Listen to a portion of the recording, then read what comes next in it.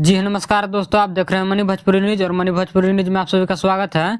दोस्तों, आप सभी को बता दूं कि हिट मशीन खेसारी लाल यादव और स्टाइलिश स्टार और आनंद मोहन का एक रील वीडियो काफी तेजी से वायरल हो रहा है।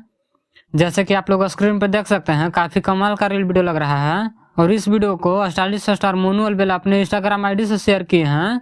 दोस्तों, आप सभी को बता दूं कि खेसारी लाल यादव कल एक शो में गए थे, जिस शो का नाम है गोलगप्पा के गपशप, और इस शो में मोनू अलबेला और आनंद मोहन भी गए थे।